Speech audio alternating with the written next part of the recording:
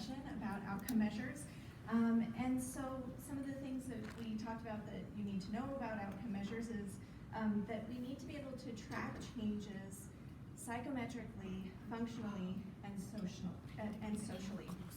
And that measuring outcome measures and tracking these changes is hard.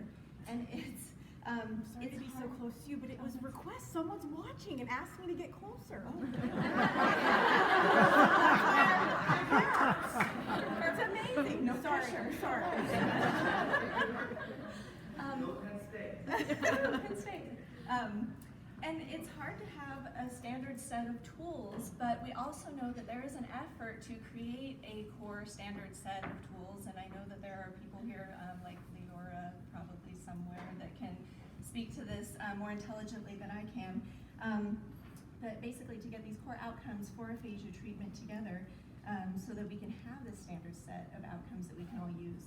But in terms of what some big ideas that came from the discussion is that we need to be realistic about what we are trying to measure, and basically this idea of what are you actually accomplishing versus what do you think that you're accomplishing, or what are you trying to accomplish, and what are you measuring what you're actually accomplishing, or are you measuring what you think you're accomplishing, and that basically what do all of the stakeholders need to know? What is it that your client needs to know about this? What does their caregiver need to know? What do you need to find out for yourself to determine these changes?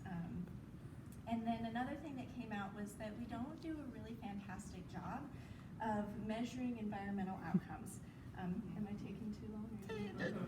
That's wherever your big bullet is. Okay, all right.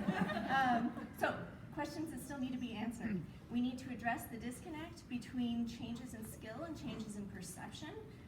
So a lot of people say that, think that they're getting better, but their actual changes in skill don't seem to reflect as much as they feel like they're doing. So how can we capture what they feel is happening in therapy? And then we had some discussion about translating research into real world practices and actually using the real world to inform what we're doing in the research, that basically a lot of measures don't help people in their practice. And then tailoring outcome measures from the acute stage to the chronic stage was another thing